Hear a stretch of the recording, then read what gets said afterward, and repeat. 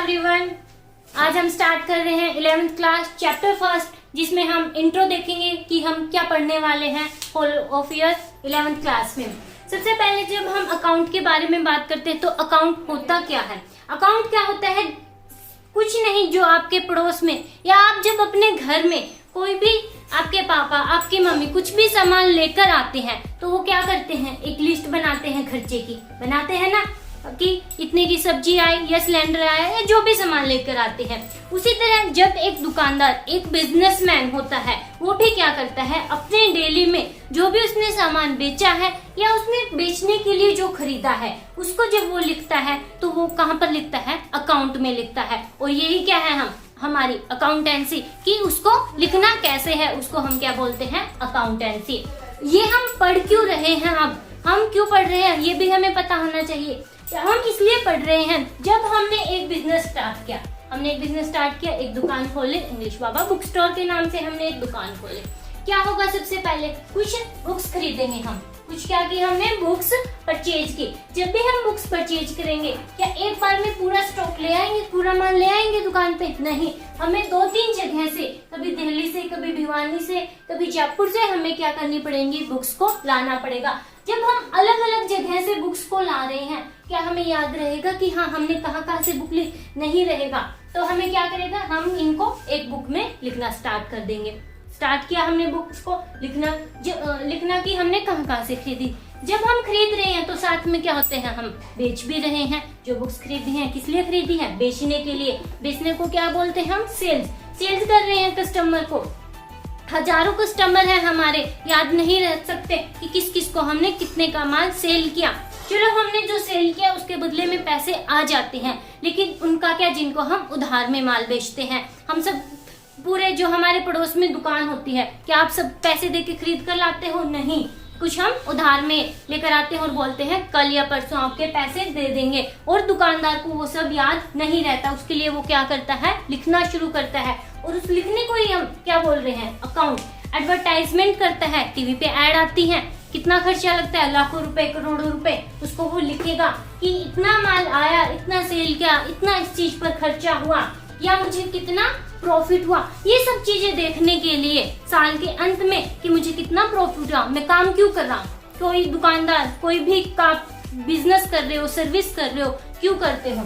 पैसा कमाने के लिए, प्रॉफिट कमाने के लिए आप काम करते हो। और वो काम पता कैसे चलेगा कि आपको प्रॉफिट हुआ है? 100 रुपए का माल लाकर जब आप 200 रुपए में बेचोगे तो आपको 100 रुपए का प्रॉफिट हुआ, वही हमें देखना है। और वो हमें कहाँ से पता चलेगा, बुक से। और कौन से, अकाउंट की बुक से हमें पता चलेगा कि आपने कितने का माल परचेज किया था, 200 रुपए का परचेज किया था। सेल कितने का किया आपने, वो बुक से 300 की सेल की है, तो प्रॉफिट कितने का हुआ, आपको 100 रुपए का प्रॉफिट हुआ है। और वो कहाँ से पता चलेगा, जब आप इनको ऐसे लिखते रहोगे।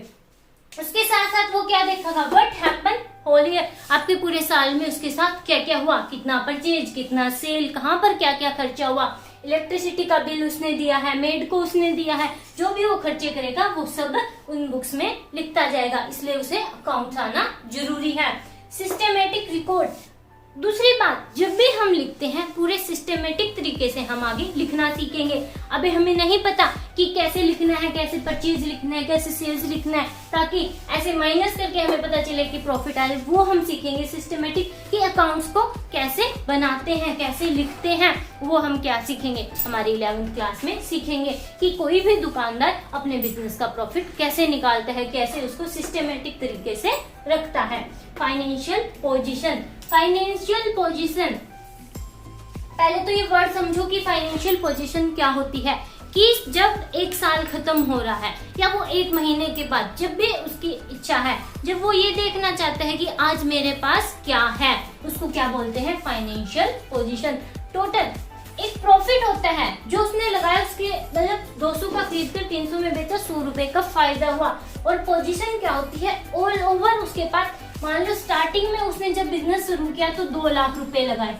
2 लाख रुपए किसने लगाए, दुकान खरीदी, फर्नीचर खरीदा, फिर माल खरीदा बेचने के लिए, सारे 2 लाख रुपए लगाए। जब आज वो अकाउंट बना दिया, उसने दुकान के बारे में लिख दिया, फर्नीचर के बारे में लिख दिया, माल के बारे में लिख दिया, और कोई भी सामान है उसके बारे में लिख दिया, उसके बावजूद उसके यहाँ पर कितने रुपए बने, टोटल 3 लाख रुपए, तो वो यहाँ से पता चल जाएगा कि हाँ पहले से क्या है, मेरी फाइनेंशियल पोजीशन अच्छी है। या 150 इतना आ गया तो क्या पता चलेगा कि कमी है मेरे में, तो वो क्या करना सोचेगा, वहां पर ठीक कर सकता है। अगर रिकॉर्ड ही नहीं बनाएगा तो करते रहो गधों की तरह काम और कुछ नहीं मिलेगा, कुछ पता ही नहीं चलेगा। जब मांगने वाले आएंगे तब हाथ खड़े करने पड़ेंगे कि हमारे पास तो कुछ भी नहीं है। प्रोग्रेस ईयर टू ईयर, क्या हमें सिर्फ 1 साल का अकाउंट बना के स्टॉप कर दे? हाँ, आज स्टार्ट किया बिजनेस, 1 साल के बाद देख लिया, ओहो 2 लाख थे, आज 3 लाख रुपए हो गए, ठीक है हम तो अच्छा काम कर रहे हैं, आगे बनाने की जरूरत नहीं है। नहीं, हो सकता है नेक्स्ट ईयर आपको लॉस हो जाए या आपका प्रॉफिट कितना बढ़ रहा है। मान लो 1 साल आपका 10% प्रॉफिट बढ़ा है, नेक्स्ट ईयर आपका 20% बढ़े, नेक्स्ट ईयर 30% बढ़े। इससे तो हमें पता चल जाएगा कि हाँ 2011 में 10% आगे, 20% बढ़ा, आगे 30%, हाँ कि हमारी प्रोग्रेस अच्छी हो रही है। हर साल बनाएंगे तभी पता चलेगा। या फिर यहाँ पे तो 20 हो गया लेकिन अगेन 10 हो गया, तो यहाँ से क्या पता चला कि नहीं अब हमें क्या हो गया, नुकसान हो गया। जरूरी नहीं, एक चीज ये देखो, 4 लाख रुपए, 5 लाख रुपए और अगेन 4 लाख रुपए, 1 साल 4 लाख प्रॉफिट, 1 साल 5 लाख, 1 साल फिर 4 लाख। ठीक है, फर्स्ट ईयर देख लिया बढ़ गया, नेक्स्ट ईयर फिर कम हो गया, लेकिन इसके अकॉर्डिंग तो क्या है, इक्वली है हमारा। तो ये चीजें हमें ईयर टू ईयर हर साल बनाते जाएंगे तो हर साल का पता जाएगा कि हम अप हो रहे हैं, डाउन हो रहे हैं, या एवरेज किसी साल कम या ज्यादा। और उन रीजनों को देखिए कि इस साल हमने ऐसा क्या किया था जिससे हमें प्रॉफिट हुआ है, तो उन रीजनों पे हम काम करके अपने बिजनेस को और ज्यादा बढ़ा सकते हैं।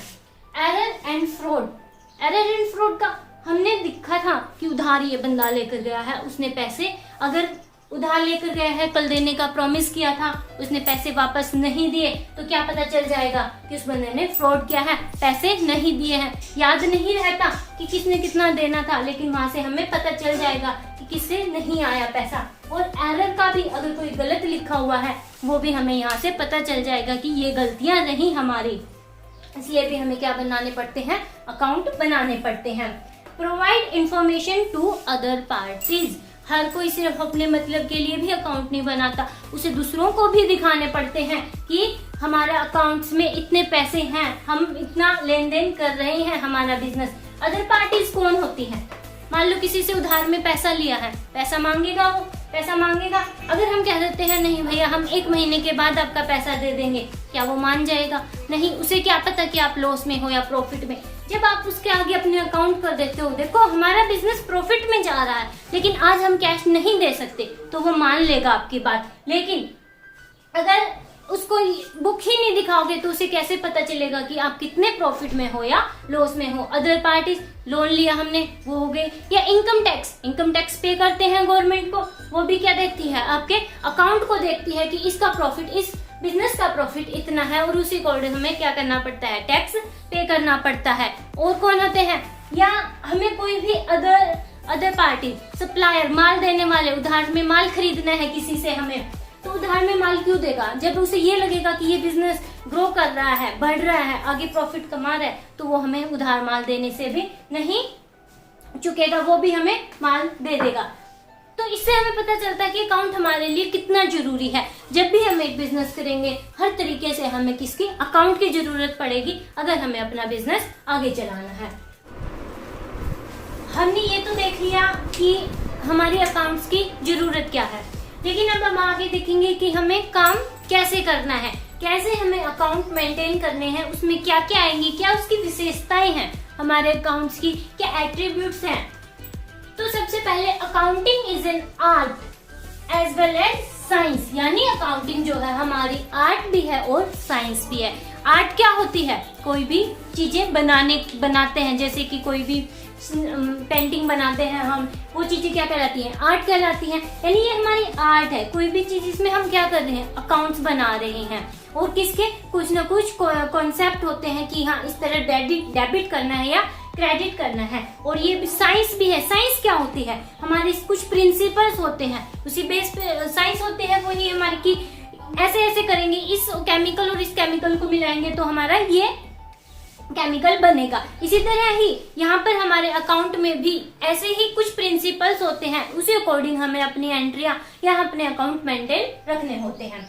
Financial transaction only, financial transactions क्या होती हैं? फाइनेंशियल मतलब पैसे में, जो पैसे में होती है, पैसे में होती है, सिर्फ उन्हीं चीजों को लिखेंगे हम। अगर आपके घर में या मतलब किसी दुकान, कोई दुकानदार है, उसके घर में अपनी बीवी के साथ झगड़ा हो गया, उसको वो अपने बिजनेस में नहीं लिखेगा, क्योंकि वो झगड़ा घर पर हुआ है, तो वो किसको लिखेगा? जो सिर्फ बिजनेस से रिलेटेड है। और दूसरी चीज, बिजनेस के साथ साथ जो मनी में है। अब मान लो मैनेजर का झगड़ा हो जाता है आपस में, या मैनेजर छोड़कर चला जाता है, उससे नुकसान हुआ है, लेकिन वो पैसे में हम काउंट नहीं कर सकते कि उस मैनेजर के जाने से हमें कितना नुकसान हुआ है। हम सिर्फ उन्हीं चीजों को लिखेंगे कि जिसे हम मनी में देख सकते हैं कि हमने इतना सामान बेचा है, इतना खरीदा है, 500 रुपए में बेचा है या खरीदा है, सिर्फ उन्हीं चीजों को। Financial transaction only. In term of money, पैसे में भी होनी चाहिए वो चीजें। 10 पेन खरीदे हैं तो ये नहीं लिखेंगे कि 10 पेन खरीदे, नहीं, वो 10 पेन कितने रुपए के आए, कि 50 रुपए के आए। तो रुपीज में इन टर्म ऑफ मनी हम जो भी एंट्री करेंगे सब कुछ भूल जाएंगे, सिर्फ किस में देखेंगे? जो भी एंट्री रहेगी वो हमारी पैसे में रहेगी, ना लीटर, ना मीटर, ना कोई और चीज, हमारी किस में रहेंगी? वो पैसे में, in term of money. Classifying, classifying का क्या होता है? जब हमने ये देख लिया कि पैसे में कोई भी ट्रांजैक्शन हुई है, किसी को हमने माल बेचा है, अब इसमें ये चीज बताओ कि क्या आप आज तक आपने सिर्फ एक पेन खरीदा है? नहीं, आपने कोई 50 पेन खरीद चुके अब से, फर्स्ट क्लास से लेकर अब तक। क्या आपने अभी तक एक ड्रेस खरीदी है? नहीं, बहुत सारी खरीद चुकी। क्या दुकानदार ने एक बुक स्टोर तो खोला था वो, क्या उन्होंने अभी तक एक बुक सेल की है? नहीं, उसने बहुत सारी बुक सेल की हैं। तो और एक ही बंदे को भी मान लो उसने 4-5 बार सेल की होगी, तो हर उस बंदे का नाम हर जगह क्या होगा? अलग अलग लिखा होगा। तो सबसे पहले वो ये देखेगा कि उसने पैसे में बेचा है, क्लासिफाई करेगा कि कौन सी टर्म्स पैसे में है और किसको बेची है।